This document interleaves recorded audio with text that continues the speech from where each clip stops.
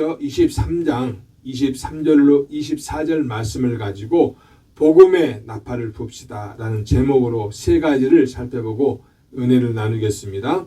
첫째, 모세와 같이 하나님과 함께 합시다. 우리 23절 함께 봅니다. 여호와께서 모세에게 말씀하여 이르시되.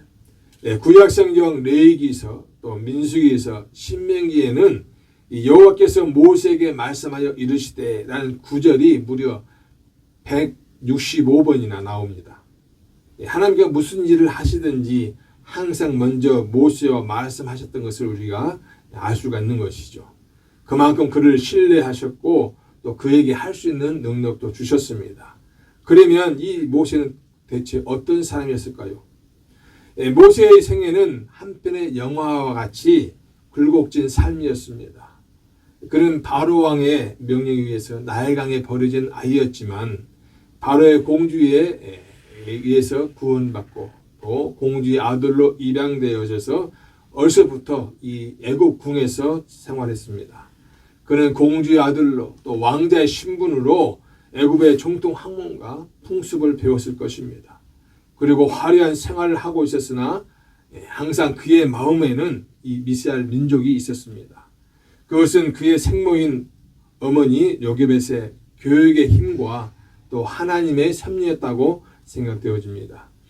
장성에서 애굽 사람을 살해한 것도 이 동족을 사랑해서 그런 혈기가 원인이 된 걸로 보고 또 그 때문에 미디안으로 도망하게 되지요. 거기서 그는 미디안 제사장 루엘의 사위가 되어서 장인의 양떼를 지키는 자가 되었습니다. 그래서 그가 미디안 광야에서 무려 40년간의 생활을 하게 되는데 이 생활은 그에게 있어서 애굽의 온갖 우상 숭배와 관습 그리고 대표적인 향락 등을 벌이는 훈련의 생활이었습니다. 또한 인내의 생활이었습니다. 장차 이스라엘 백성들을 가나안 땅으로 인도하기 위한 지도자 훈련, 즉 다스리고 양육하고 인도하는 훈련을 받았습니다. 이 40년이라는 세월은요 결코 짧지 않는 세월입니다. 그의 인생은 행복하지도 불행하지도 않았습니다. 그러나 때가 되어 호렙산 떨기나무 불꽃 가운데 나타나신 하나님으로부터 소명을 받았습니다. 출애굽기 3장 10절에 이제 내가 너를 바로에게 보내어 너에게 내 백성 이스라엘 자손을 애굽에서 인도하여 내게 하리라. 이처럼 인내하고 기다리는 자를 하나님께서는 반드시 들어쓰십니다. 바로왕 앞에 담대히 선 모세는 10가지 지향을 선포하고 장자의 지향을 끝으로 이스라엘 백성들을 출애굽시켰고 시내 광야길에서 40년간 하나님의 율법을 받아서 선포하였습니다. 그러니까 모세는 바로의 공주의 아들 신분을 포기했고 믿음으로 순종하여 장차 누릴 영광을 바라보며 백성들을 위로하고 인도했던 것입니다. 그래서 히브리서 11장 24절로 26절 말씀 보니까 믿음으로 모세는 장성하여 바로의 공주의 아들이라 칭함받기를 거절하고 도리어 하나님의 백성과 함께 고난받기를 잠시 죄악의 낙을 누리는 것보다 더 좋아하고 그리스도를 위하여 받는 수모를 애굽의 모든 보화보다 더 큰 재물로 여겼으니 이는 상주심을 바라봅니다. 그러니까 그는 여러 공경을 믿음으로 이겨냈고 특별히 그 아말렉과의 전쟁에서 육신의 고통 속에서도 승리를 생각하면서 하나님께 간절히 기도해 승리하였었습니다. 그의 이런 사역들은 전형적으로 교회를 구속하는 구속의 역사였죠. 그러면 그가 기도하며 승리했던 비결은 바로 하나님의 율례와 법도를 지키는 데 있었습니다. 이처럼 하나님의 말씀을 거역하지 않고 늘 순종했기에 하나님은 그를 크게 사용하신 것입니다. 찬송도 여러분, 모세는 진정으로 하나님과 함께하는 사람이었습니다. 하나님께서는 그를 친구처럼 여기시고 대면하여 말씀하셨습니다. 출애굽기 33장 11절에 사람이 자기의 친구와 이야기함 같이 여호와께서는 모세와 대면하여 말씀하시며 라고 했습니다. 우리도 모세처럼 하나님의 말씀을 듣고 그 말씀에 순종하는 자가 되어야 할 줄 믿습니다. 성도 여러분도 지나온 세월들을 한번 돌이켜보십시오. 개인적으로 하나님과 만남이 있었을 것입니다. 성경 말씀 속에서 꿈속에서 때로는 환상 가운데 하나님의 음성을 듣기도 했을 것입니다. 그런데 하나님의 말씀에 순종하는 삶을 살아오셨습니까? 우리는 하나님의 말씀에 늘 순종하여 모세와 같이 하나님과 함께하는 자들이 되어야 할 줄 믿습니다. 그러한 성도가 되시길 주님의 이름으로 축복합니다. 둘째, 성도는 새로운 삶을 살 자들입니다. 24절입니다. 이스라엘 자손에게 말하여 이르라. 일곱째 달 곧 그 달 첫날은 너희에게 쉬는 날이 될지니 이는 나팔을 불어 기념할 날이요 성회라. 나팔을 불어 기념한 날, 이 날을 나팔절이라고 이렇게 이야기합니다. 이스라엘에는 그 두 종류의 나팔이 있습니다. 하나는 은으로 만든 하초치라라고 부르는 은나팔과 다른 하나는 양뿔로 만든 쇼페르라고 부르는 양강나팔입니다. 민수기에 보면 광야 행진할 때 은나팔을 사용했습니다. 민수기 10장 1절 2절에 여호와께서 모세에게 말씀하여 이르시되 은나팔 둘을 만들되 두들겨 만들어서 그것으로 회중을 소집하며 진영을 출발하게 할 것이라. 그러니까 은나팔은 은으로 두들겨 만들었는데 그게 날카로우면 길게 또 크게 소리가 나기 때문에 멀리까지 들려서 거의 200만 가까이 되는 대중들을 이렇게 이끌 수 있는 그런 신호수가 되는 것이죠. 또 양강나팔도 백성들을 집회에 부르고 또 군대를 소집해 대열을 갖출 때 사용했습니다. 그러나 더 나아가서 어떤 희생 제사에서 특정한 시간에 불거나 또는 새해를 알리는 때 그리고 전쟁 중에도 사용했습니다. 특히 여리고성 함락할 때 사용하였다고 말씀합니다.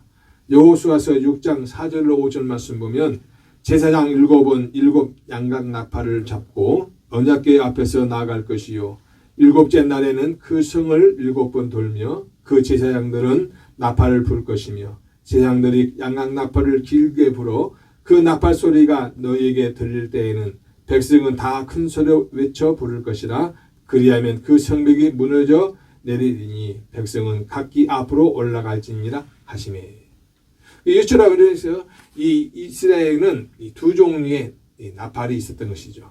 특별히 이 나팔절은 이 양강나팔을 불었던 것인데 이스라엘 백성들이 종교적으로 하는 7월 1일 또 민간적으로 하면은 새 첫날인 1월 1일에 나팔을 불고 성회로 모여서 지난 한 해 동안 지켜주신 하나님의 은혜에 감사하며 또 새해의 첫 시작을 하나님 안에서 그리고 하나님과의 관계 속에서 하겠다는 결단의 날이었습니다. 이와 마찬가지로 오늘날 우리도 새해가 돌아오면 그 시작을 하나님 안에서 또 하나님 관계 속에서 시작하려고 결단하지 않습니까? 우리는 나아가서 새해 시작뿐만 아니라 새 달, 새 주, 새 날, 새일 등 모든 일의 시작을 항상 하나님과의 관계 속에서 해야 할 줄 믿습니다. 성도 여러분, 우리의 삶과 일들이 누구의 손에 달려 있습니까? 바로 천지 만물의 창조자시요 또 역사와 생사화복의 주관자이신 하나님의 손이 아닙니까? 오직 하나님의 손에 우리의 삶 전체와 모든 일의 성공과 실패가 달려 있습니다. 이와 관련해 다윗은 시편 31편 15절에서 자신의 앞날이 주의 손 안에 있다고 고백했습니다. 그러므로 우리가 어찌 모든 일을 하나님과의 관계 속에서 하지 않을 수 있겠습니까? 이제까지 내 중심대로 살면서 또 모든 일을 스스로 생각하고 방법대로 했다면 이제는 돌아서시기 바랍니다. 그리고 여러분의 인생을 하나님께 맡기고 모든 시작을 하나님과의 관계 속에서 하나님 의지해서 하시길 바랍니다. 그럴 때 여러분의 모든 삶과 일은 형통하며 성공적인 결과를 얻게 될 것입니다. 그래서 잠언 3장 5절로 6절에 너는 마음을 다하여 여호와를 신뢰하고 내 명철을 의지하지 말라. 너는 범사에 그를 인정하라. 그리하면 내 길을 지도하시리라 하셨습니다. 이처럼 나팔절은 이스라엘 민족에게 있어서 그 의미가 대단히 큰 것이었습니다. 다시 말하면 나팔절은 이스라엘 백성들에게 있어서 묵은 한 해를 보내고 새로운 해를 맞이하는 절기였기 때문입니다. 그래서 이스라엘 백성들은 나팔 소리가 울려 퍼질 때 그 나팔 소리를 듣고 성회로 모였고 거기서 그들은 새해의 삶을 허락해 주신 하나님께 감사의 제사를 올렸던 것입니다. 이러한 나팔절은 영적으로 볼 때 성도들이 장차 새 하늘과 새 땅에서 새 삶을 살게 될 것을 상징합니다. 즉 나팔절 날 이스라엘 백성들이 나팔 소리가 울려 퍼졌을 때에 주 하나님 앞에 모였듯이 또 이 그리스도의 제 이름으로 말미암아 이 땅에 새 하늘과 새 땅에 임할 때 바로 성도들에게도 천군 천사의 나팔 소리가 울려 퍼질 것입니다.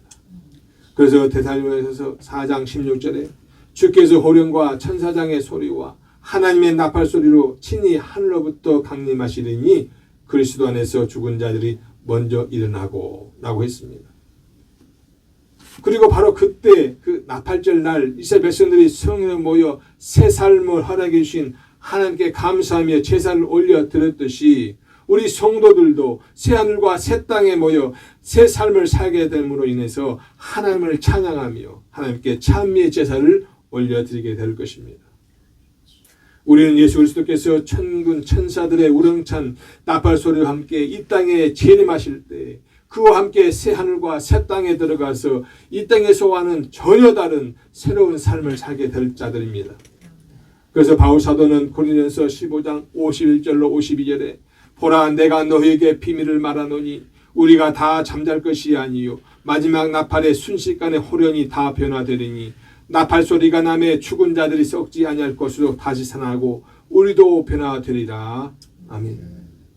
성도 여러분, 이 얼마나 놀라운 사실입니까? 우리는 이 놀라운 사실 앞에서 그저 하나님을 찬양할 수밖에 없습니다. 그러나 여기서 우리는 한 가지 사실을 분명히 알고 있어야 합니다.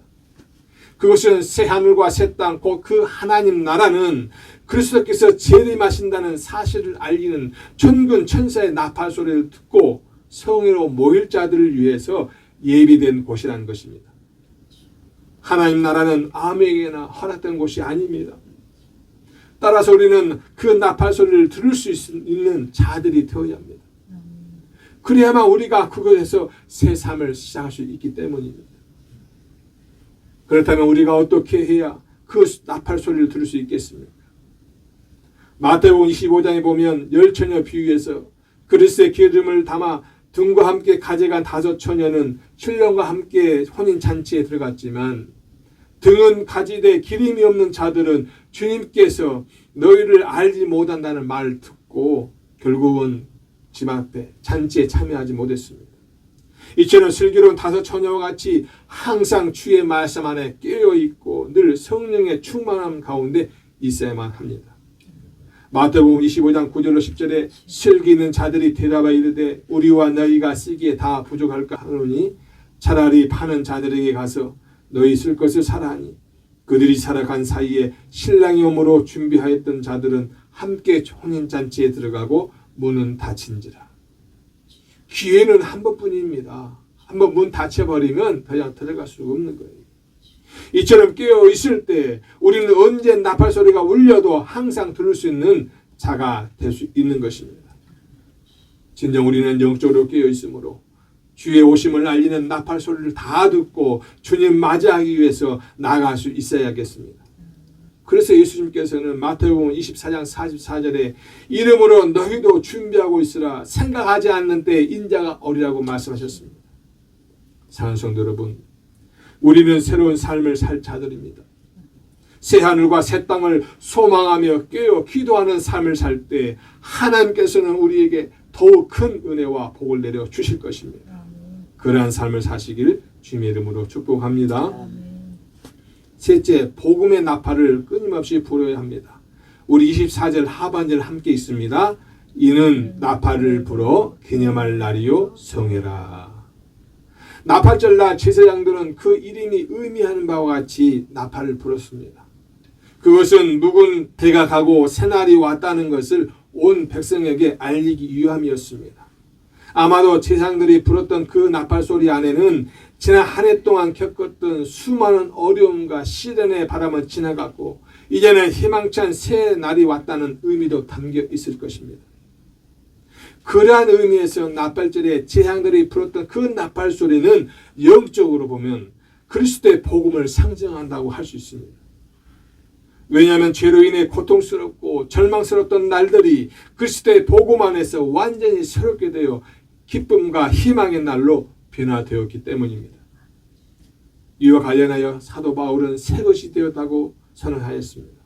고린도후서 5장 17절에 그런즉 누구든지 그리스도 안에 있으면 새로운 피조물이라. 이전 것은 지나갔으니 보라 새 것이 되었도다. 그리스도 안에서 모든 것이 새로워졌다는 사실, 즉 그리스도 안에서 절망과 고통의 요소는 다 물러가고 구원의 기쁨, 그 새날이 왔다는 사실이 바로 복음인 것입니다. 우리는 하나님의 영적 제사장들로서 그리스도 안에서 구원과 기쁨의 새날이 고통과 또 절망으로 가득 찬 이 땅에 도래했음을 아는 자들입니다. 따라서 우리는 구약 제사장들이 신년이 도래했을 때 나팔을 불어서 이스라엘 백성들에게 새날이 왔음을 알려 했듯이 세상 곳곳에서 복음의 나팔을 불어 아직도 그리스도 안에서 구원과 기쁨의 새날이 왔음을 깨닫지 못하고 죄악의 흑암 속에서 고통을 당하고 있는 수많은 영혼들에게 새날이 왔음을 알려야만 합니다. 이것은 나팔절에 제사장들이 나팔 부는 것이 절대적인 의미였듯이 그리스도 안에서 영적 제사장된 우리 성도들의 절대절명의 의무인 것입니다. 그래서 예수님께서는 마태복음 28장 19절로 20절에서 그러므로 너희는 가서 모든 민족을 제자로 삼아 아버지와 아들과 성령의 이름으로 세례를 베풀고 내가 너희에게 분부한 모든 것을 가르쳐 지키게 하라. 볼지어다 내가 세상 끝날까지 너희와 항상 함께 있으리라 하셨습니다. 또 사도행전 1장 8절에 오직 성령이 너희에게 임하시면 너희가 권능을 받고 예루살렘과 온 유대와 사마리아와 땅끝까지 이르러 내 증인이 되리라고 하셨습니다. 그러므로 성도 여러분, 우리는 세상을 향해 복음의 나팔을 열심히 붑시다. 신년을 알리는 나팔절에 울려 퍼지는 나팔 소리는 그리스도의 재림으로 이루어지는 새로운 하나님의 나라의 시작을 알리는 승리의 나팔 소리를 예표한다고 할 수 있습니다. 그래서 마태복음 24장 31절에 그가 큰 나팔 소리와 함께 천사들을 보내리니 그들이 그의 택하신 자들을 하늘 이 끝에서 저 끝까지 사방에서 모으리라고 말씀하셨습니다. 그날에는 살아있는 성도는 물론 이미 죽은 성도들도 부활하여 그리스도의 승리의 재림을 환영하며 그 기쁨을 함께 나눌 것입니다. 우리 역시 그날을 바라보며 그리스도의 재림을 준비하는 삶을 살아야 할 줄 믿습니다. 사랑하는 성도 여러분, 우리는 늘 하나님의 복음을 전파하는 자가 되어야 합니다. 구약의 7대 절기 가운데 나팔절의 의미를 되새기면서 우리의 복음을 전하는 삶을 통하여 언제나 하나님께 영광 돌리는 성도들이 되어야 하겠습니다. 이 마지막 때에 우리에게 주신 말씀, 서로 사랑하라, 서로 의지하라, 주의 은혜 안에 거하라, 주의 말씀 가운데 거하라를 기억하고 항상 주님의 재림을 소망하며 복음을 전하는 삶을 사시길 주님의 이름으로 축복합니다.